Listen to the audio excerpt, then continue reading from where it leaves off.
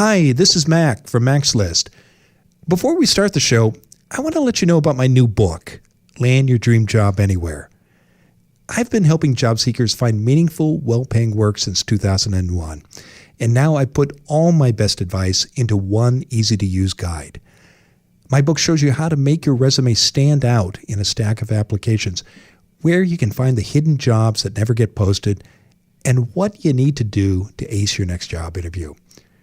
Get the first chapter now for free. Visit maxlist.org/anywhere.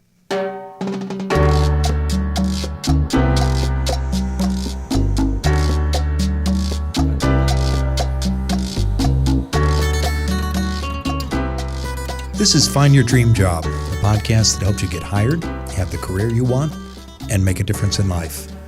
I'm Mac Pritchard, your host and publisher of Mac's List.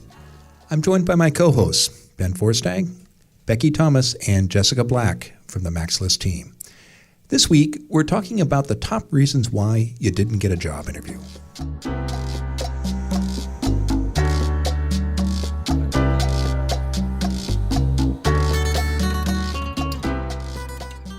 Even with record unemployment, you can expect plenty of competition when applying for work. According to one estimate, a typical corporate job attracts 250 applications or more. Our guest expert this week is Jenn Swanson. She says there are 9 common reasons why employers put a resume in the no interview pile. Jenn and I talk later in the show about how you can avoid these mistakes. Research says hiring managers look at your resume for just about 6 seconds. That makes the format you choose for your resume vital. Ben has found a free website with 41 great resume formats. He tells us more in a moment. You're ready to change industries. How do you revise your resume to help you make this move? That's our listener question of the week, and it comes from Juan Yera of Jersey City, New Jersey. Becky shares her advice shortly.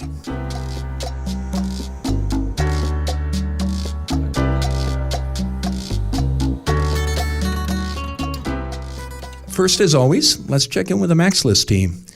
Well, Jessica, Becky, Ben, each of you has reviewed applications and picked people for interviews, either here at Mac's List or in your previous jobs. When you're looking at someone's resume, what are some of the top reasons that you move somebody's application into the no pile? What kind of mistakes do you see people make that our listeners might avoid? Typos, 100%. That like right there will get thrown into the no pile. Any typos. Yeah. Or like grammatical errors. Yeah. It looks really sloppy. A weird formatting even is sort of gives me a pause. Strange fonts. I don't know. I'm weird about the formatting stuff, but typos especially, that's my biggest. Yeah. And why is that an automatic disqualification for you too, typos? It's so sloppy. It shows that they didn't review it.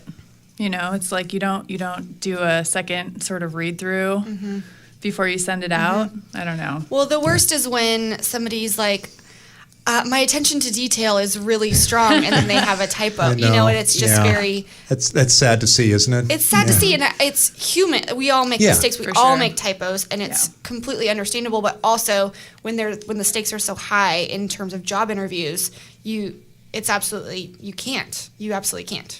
Well, and I think that the thing with that is, like, everyone does make mistakes and everyone makes typos, but in an application, especially when there's a lot of typos or real obvious ones, what that says to me is not that you're a person who makes mistakes, because we all are, but that you're a person who is really quickly sending out this resume and your interest level might not really be that high because you're not spending the time it takes to get it right. Okay. Yeah. Well, tell us more about formats, Jessica. When you say odd-looking formats, what do you have in mind? Well, that's just not easy to read. So something that's jumbled together, or you can tell that they're trying to fill the space. You know, the margins are really small, or really, I don't know what the right way of saying that is.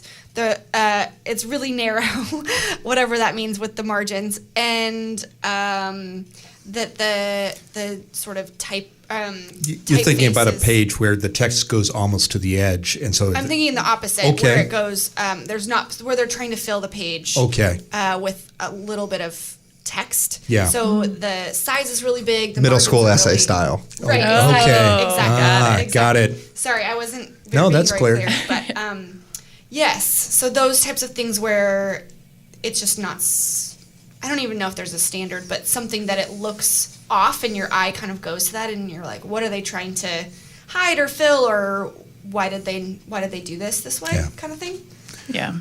If it hurts your eyes, it's like you're not going to spend the time working through that sort of ugly format to get to the content. Like you need to make it, like the job seeker needs to make it easy for the hiring manager going through all those resumes to just like quickly figure Yeah. out what this person's about. And don't be distracting in a bad way of like having me focus on the formatting rather than the content of your resume. Yeah, good tips. Ben, it looks like you have another one to add to the list. Yeah, I have one that I learned from my old boss, Kara, and I learned this from her, and I've used it over and over again to good success, which is when I put out a call for applications, because there's a job opening, I like to put very specific directions about how to apply. And it could be something like, use this as your subject line, or applied by doing X, Y, and Z, and use that as a standard for who's actually paying attention and following the directions.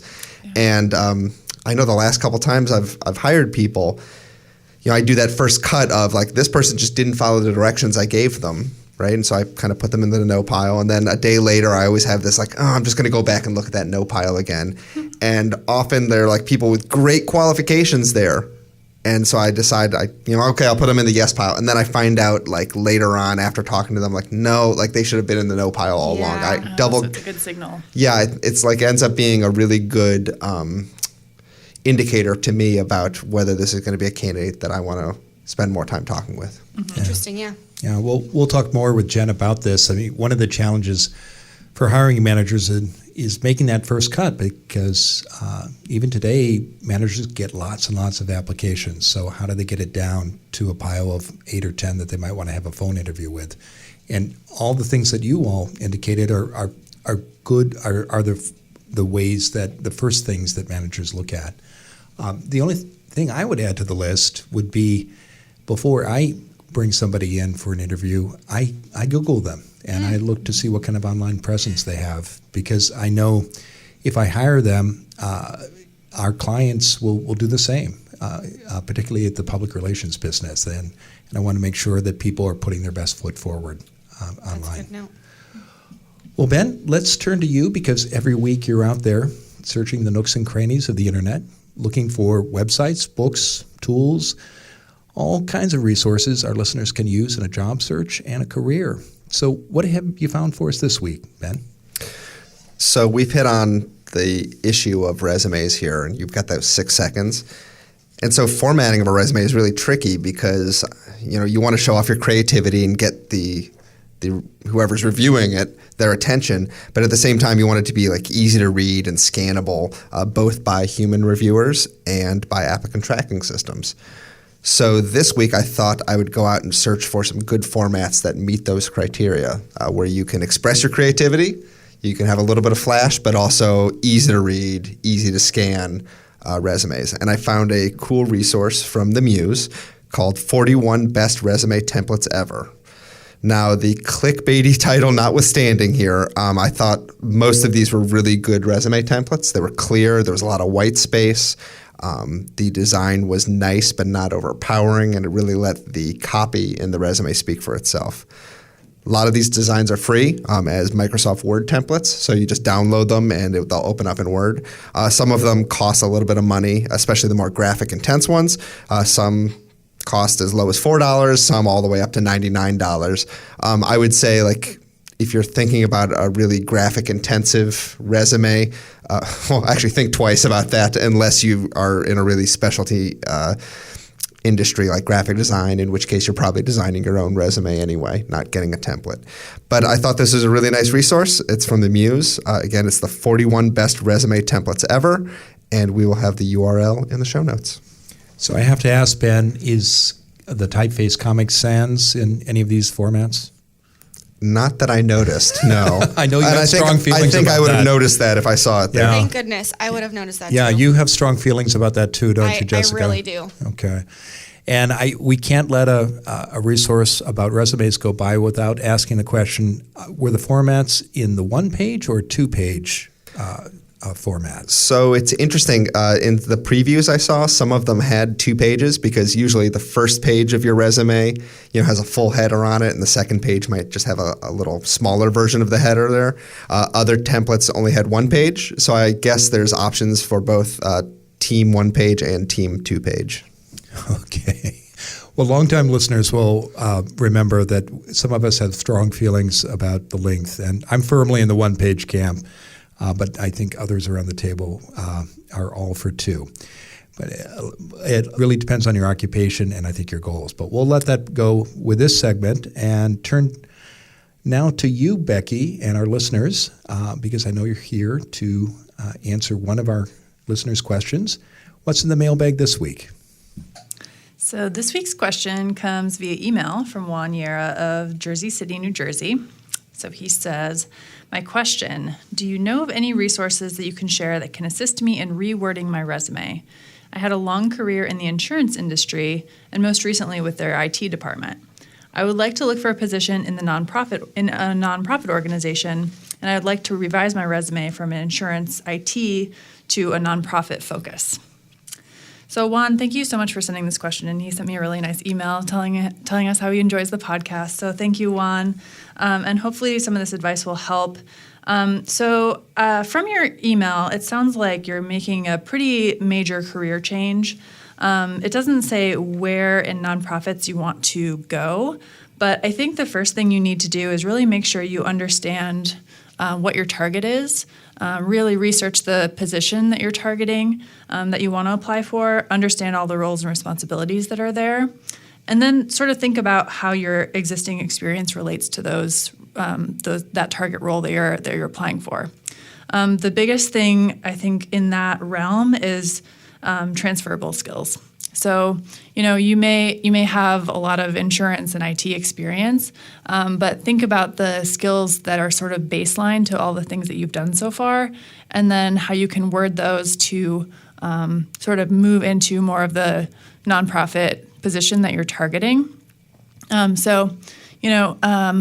That's one thing, and there's examples, and I'm sort of blanking on like a specific example, but I can definitely share some links and stuff in the show notes for that. I think we had a blog about transferable skills, and we can definitely link that.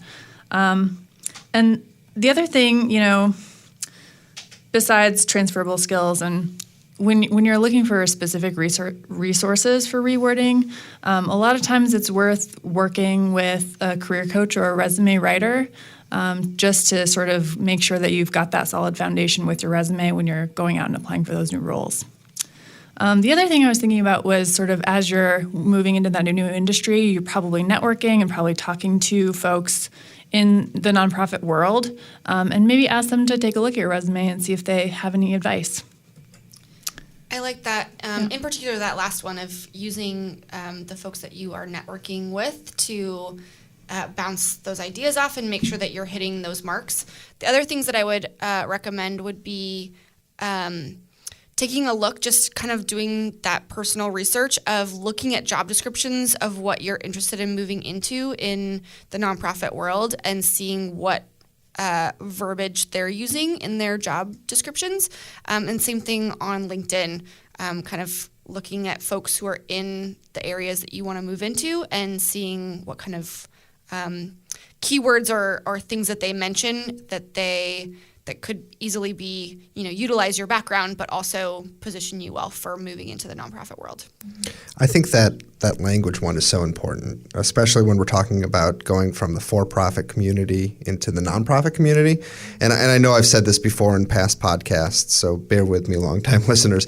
But sometimes those two groups, the for-profit and nonprofit communities, they're talking about the same thing, but they use such different languages that they don't even understand each other. Exactly. And I know, especially in the nonprofits, they're very sensitive about they don't talk about sales, right? They don't talk about customers. They talk about stakeholders and donors and members and things like that. Yeah. And so part of the challenge, I think, for people who are trying to make this transition is just understanding the lexicon, the language. Yeah. And the best way to do that is review job descriptions and network in the field. And you'll just pick up the language that community uses, and it will take you a long ways. It will, and it will also show that you've done that research and you've put in the time and energy to understand this other industry that you haven't been a part of. And I think that will, like Ben said, will go really far. Yeah, I like everybody's emphasis on networking here. And while Juan doesn't say this in his question, if his goal is to find an IT position in the nonprofit world, to your point, Jessica, I would encourage him to look at IT chiefs or chief information officers who've moved from the private sector to the nonprofit world in his community and reach out to them and ask them what challenges they faced and how did they address those concerns that might have been raised and learn that language, learn that lexicon, because I think you're spot on, Becky, about the value of transferable skills here. Mm-hmm. And the skills that Juan has are very valuable, whatever sector he's in, whether it's the nonprofit or government or the private sector. Yeah, good. Well, thank you all, and thank you, Juan, for the question. Thanks, Becky. If you've got a question for Becky, please send her an email. Her address is becky@maxlist.org. You can also call her listener line. That number is area code 716-JOB-TALK. Or send Becky a tweet, and our Twitter handle is @MaxList. If we use your question on the show, we'll send you a copy of Land Your Dream Job Anywhere. And we'll be back in just a moment. When we return, I'll talk with this week's guest expert, Jenn Swanson, about the top reasons why you didn't get a job interview.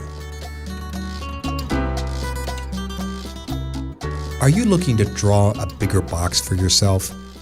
Seth Godin's Alt Mba Workshop is an intensive leadership and management course for change makers with a fire in their belly. This is for people who are itching to level up and make a bigger impact. 4 times a year, the workshop brings together 2 groups of up to 120 leaders. Seth curates the class with a mix of people from different industries and areas of expertise. Here's the end result. You're surrounded by leaders moving to the top of their fields, and you help each other become better change agents. There are no lectures, no videos. You roll up your sleeves and you work in groups with people who are equally in it to win it. It's an intensive 4-week experience. More than 1,000 people from 49 countries have taken the Alt MBA with a 96% completion rate.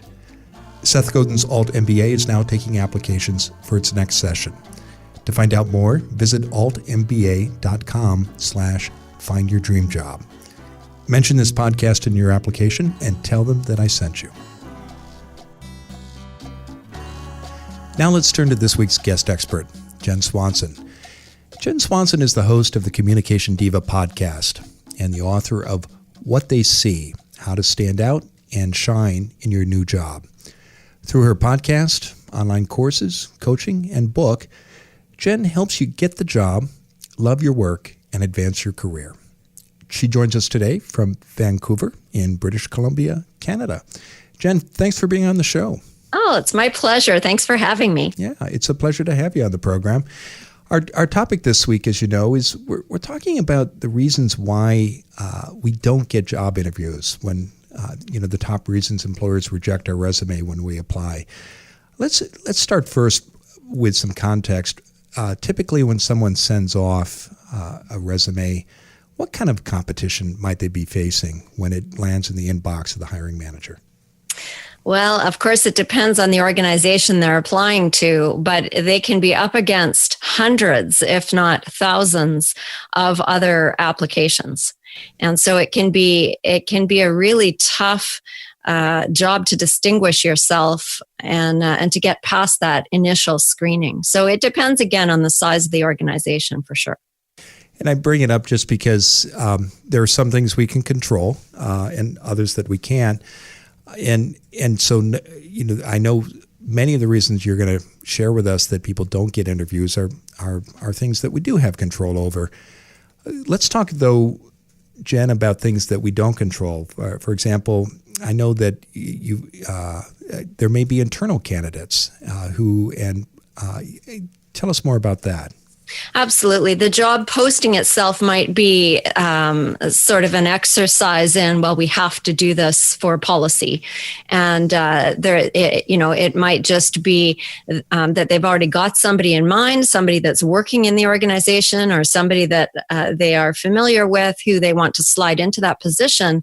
But for external purposes, they need to post it. And that is something that you can't control. And you have no way of knowing really if that's why you haven't been chosen to come in. So that's definitely one of the possibilities. So let's talk about the things that people can control and start with some of the common mistakes you see people make when sending in an application. What's the number one mistake people make when submitting a resume? I think that the number one for me is not paying attention to the detail when you are submitting. I think there are rules and details that need to be submitted, especially when you are filling in boxed forms. You're not just sending an attachment, an email attachment, but you're filling in in the software that the company has. For example, if you have to create a profile in their software platform, if you don't follow the instructions and follow the details, then you're not going to even be seen, possibly, never mind considered. So, and also things like if your attachments are in a format that they can't open. That's something that I've seen over and over again, and it's really frustrating because your stuff will never, ever even get looked at if they can't open it. So making sure that what you send is in a format that can be looked at the other end. So you need to understand the directions and make sure you follow them and complete all the boxes with all the requested information.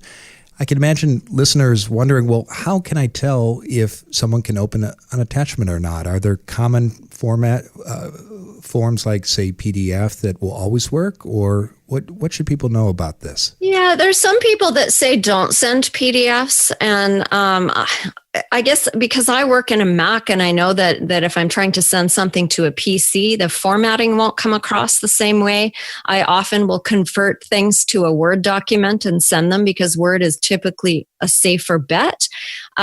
So, if you're trying to send something in Pages, it may not look the way you've designed it when it gets to the other end, which is why I do recommend PDFs. And I can't recall the reason why people didn't like the idea of PDFs, but to me, they actually are solid. They won't change. You should be able to open them across all platforms. Now, that being said, there might be detailed instructions that say, send us a Word document. And those are kinds of the kinds of things that you need to pay attention to. If they say, send us a Word document, don't send a PDF, right? Okay, so follow the directions here, and particularly if you're given clear instructions about which format to use. Exactly, because if you don't, then you're violating the a basic thing, and that's you are able to follow directions. so not doing that speaks volumes. Never mind, the material that you're sending. Yeah, it's funny. We discussed that same point earlier in the show about the value of following directions during an application process. What about qualifications? Jenn, should people apply for jobs for which maybe they only have some percentage of the qualifications, say 80 or 90%, or what's the cutoff? If it's high, if it's 90%, then you're taking your chances. It doesn't hurt to do it. But it's, you might expect that you won't get chosen if there's someone else with 100% of the qualifications. But if you're not suitable for that job for multiple reasons, then there's really no point in applying for it. I think there are people that send out blanket resumes and blanket cover letters, even though that's not recommended at all. But people do that. They'll just paper the town with their resumes and their cover letters that are exactly the same. And lots of the positions that they're applying for, they don't qualify for. So taking that extra time will really make a difference in the end. What do you say, Jenn, to people who say, well, I need a job, this position interests me, or I could learn how to do it, I just need to get in front of a hiring manager to make my case? Well, there are ways that you could do that if you had at least some of the qualifications. If you have volunteer work that is relevant in any way, you could include that, because volunteer work is highly regarded. And for some reason, only about 30% of job applicants actually bother to put it on their resume. So it doesn't have to be a paid job with the experience that the company's looking for. You could, be an event planner in a volunteer organization and apply for an event planning position. So it depends on how you word it. And that comes back again to tailoring your application and making sure that you are being careful with the job posting and that most of what you've got will fit. So you need to make your case in writing, both in your resume, your cover letter. Don't assume that you're going to have the opportunity to actually present yourself until you get through this application process. Absolutely not. You have to get through the screening process first. And when I was screening resumes, I do some auxiliary work for an HR department of a city. And I was one day given 150 resumes, 145 resumes, something like that. And my job was to look for three things. It was an education in the industry. It was 3 years of related experience. And it was, I forget what the third thing was, but there were three definite things I had to look for. And I would spend about 6 seconds on each application. Yeah. So when you're spending that little amount of time, certain words need to stand out. Certain items have to be there. And, if you're dealing with 4 or 5 resumes or applications, that's one thing. But if you're dealing with, 104, 44 or 45, then your chances are better if you take that time. Now, I can imagine listeners thinking, how do I figure out what those top 3 things are that a hiring manager, like in this case you were doing, is looking for? Because it may be that the position that you were screening for had a long job posting or description and probably had a long set of qualifications. But in the end, it was 3 things that really mattered. How can job applicants find that out? Well, you read the job posting very carefully and pay attention to the keywords in the job posting. What exactly is it that they are looking for?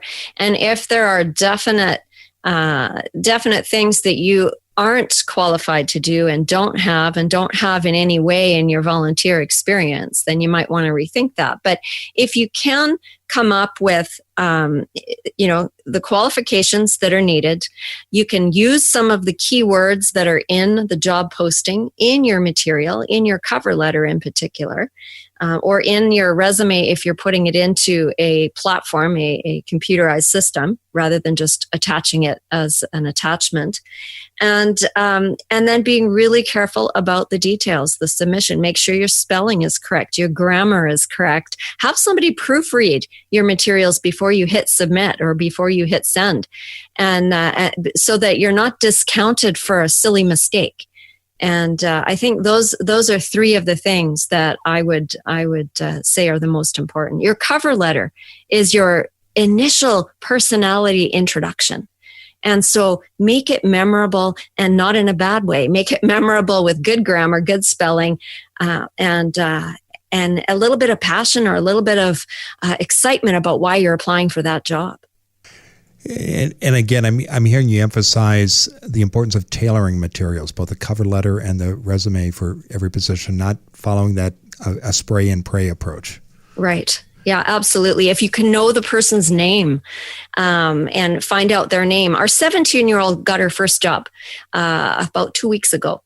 And my eldest daughter helped her write the cover letter, and she found out what the name of the hiring manager was.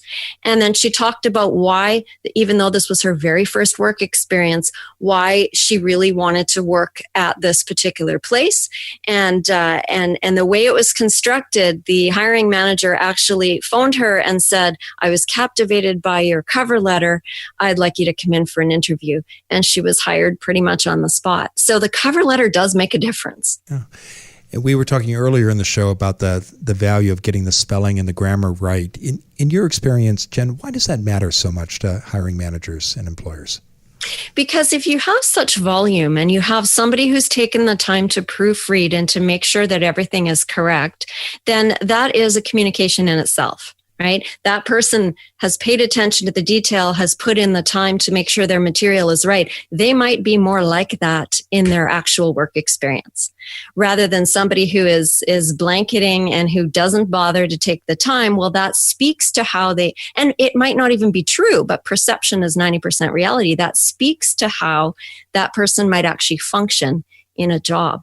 So right there, you're doing yourself a disservice that might not even be true if you don't take that extra 10 minutes to take a look at it, have it proofread, and have somebody else make sure that you're not missing anything.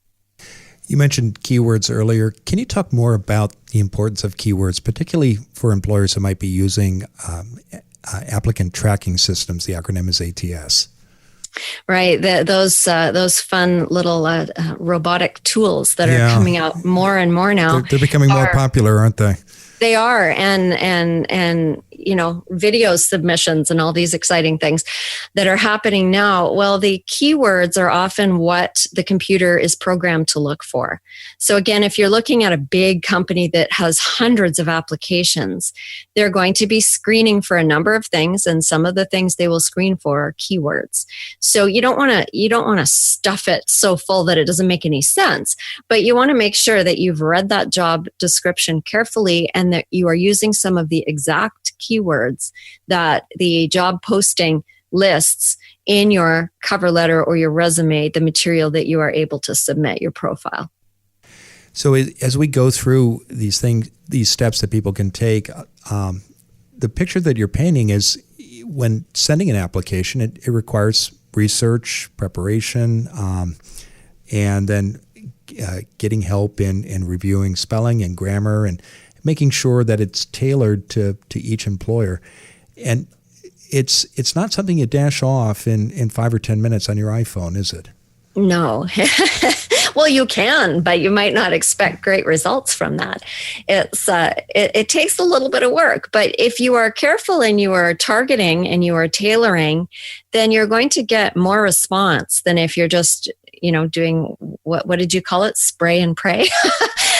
You're going to get better response and are more likely to get a call back for that interview if you take the time up front. And it is work.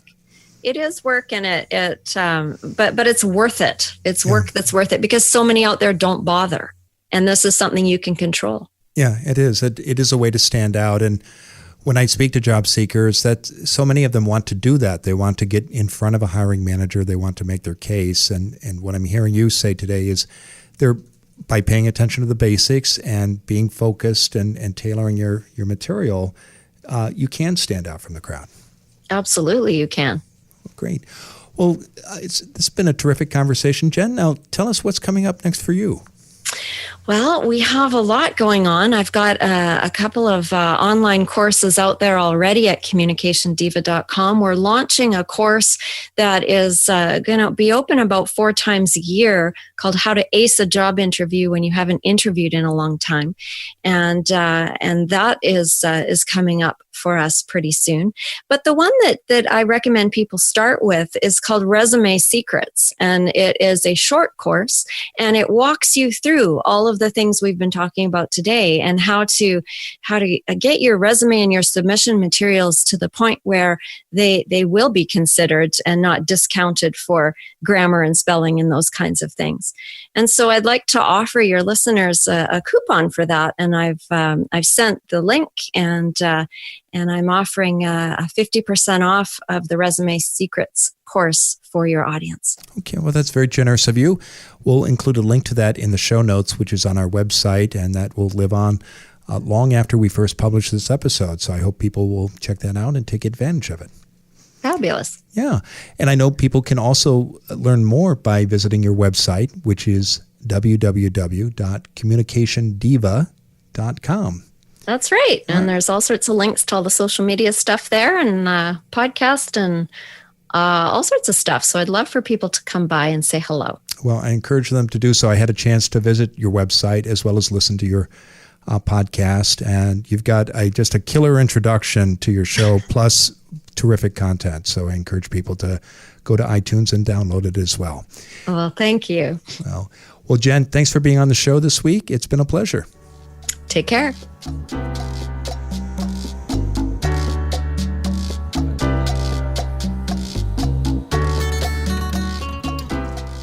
We're back in the Maxlist studio with Becky, Jessica, and Ben. What were some of the key points you three took away from my conversation with Jenn? Well, I think it was telling that one of the reasons you don't get the interview that no one articulated was you don't have the skills for the job.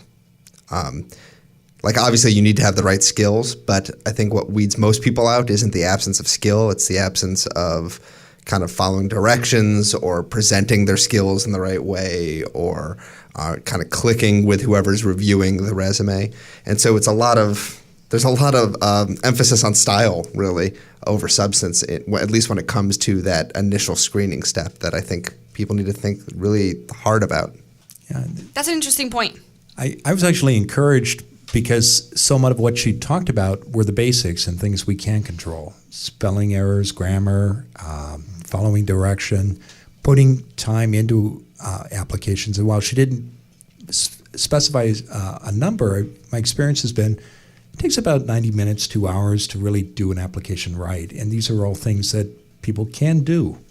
I think that's true of most things in life, and definitely most things in a job search, that it's like the little things get you 95, 98, 99% of the way there, right? Yeah. And it's shocking to me as a observer, like how few people do the little things that seem like very simple to do, they just don't do them, and that's why a lot of people struggle. And I know that's true for getting the interview, and shameless plug here. It's also true of the interview itself, which is something I've been working on a lot because we're working on our own interview course. You and Becky have been writing a lot of content about interviews. Yeah, thinking a lot about that. But I think that process of sending in the application and then waiting and not knowing is like the worst part. But yeah, I think that what Jenn was saying, a lot of that simple mistake stuff is definitely ringing true. I was thinking too, as she was talking about, like the hiring manager is looking for like probably like 2 or 3 key things that are either going to send you to the yes or no pile. I feel like a lot of times it's like a guessing game for job applicants, like because it's not super spelled out in. I thought that too. In the job description, and I just wonder, like, if there's not, a lesson here for employers to just be really clear about what you're looking for and what like your absolute needs are. If you don't have this number of years of experience, just don't spend the 2 hours and apply because you're going to waste everybody's time. Well, so I think it was telling that story she was talking about was her experience doing HR for a city. And I know governments there's a lot of are they're very rigid about their requirements, and I don't know why they pick some as being hard and fast requirements and others are like, oh, whatever. But I think there's a lot more flexibility outside of the government space in hiring. You have a whole lot more leeway to apply for a job where you might not meet all those qualifications. Yeah, and do your sales pitch. But it's still, it still seems like it would help everybody out. Make it easy for people to, not make it easy for people to apply, but don't make it a guessing game. I think that's a really good point of, spell it out of exactly what you're expecting so that it's not something that sometimes it's this and sometimes it's that, and people don't really know what to do. Yeah. I also thought it was really interesting, her conversation her points about the Word versus PDF. That was interesting, wasn't it? Because I know, I think about that when I'm submitting stuff too. And I thought that she brought up an interesting point about, she uses a Mac, and if she sends it to someone with a PC, she puts it into Word. But in my experience, even Word to Word from Mac to PC can still make the formatting all wonky. And so that's why I've always done PDFs. And that's kind of, to me, a common practice. And so I thought that was really interesting that she said, and again, heed that, employers note about if they say put it in a Word document, put it in a Word document. But there is so much more room for error because of the way, various settings are set up and all of that stuff that you don't want to take that risk of having the formatting be weird and then have your application or your resume and cover letter get knocked out just because of that. Which, was I just thought that was really interesting that she said that. Yeah, I know. Like, I always usually do PDFs too, and I wonder if there's like a standard Like if you don't say, like I wonder, we should maybe follow up with Jen and be like, why not PDFs, right? She and didn't really say. I think what said she was sometimes. saying it was that it was employer's personal preference was the Right. If they're what asking. I Yeah. So But and I think the reason why, in my interpretation, is why PDFs have always been encouraged and acceptable is that they are, other parts of Adobe are you have to have an account and sign in and all of that Right. stuff. But PDFs, anybody can access them. Right. So I don't see, unless I'm missing something of why they wouldn't be opened. I think that is. I'm not the expert here, but Yeah, in but my I don't know of interpretation, anything that's that- the way to go. Yeah, I agree. yeah. I think what I heard her say was if an employer asks for a Word file, Right. provide that, but otherwise probably a PDF is okay. But the key was to follow direction. Yes. Pay Yeah, that's attention to the number one. instructions. Follow the directions. Yeah. Well, good. Well, good conversation, and that was a great conversation with Jen as well. And thank you, our listeners, for joining us for today's episode of Find Your Dream Job. If you like what you hear, please sign up for our free weekly newsletter. In every issue, we give you the key points of that week's show. And we include links to all the resources mentioned, and you get a transcript of the full episode. If you subscribe to the newsletter now, we'll send you our new guide, the Top Career Podcasts of 2017. Discover all the career podcasts that can help you find a great job and get the career you want. Get your free newsletter and career podcast guide today. Go to maxlist.org/podcast. And join us next Wednesday when our special guest will be Kayla Buell. She publishes the Gen Y Girl blog, where she writes about millennials and job hunting. Until next time, thanks for letting us help you find your dream job.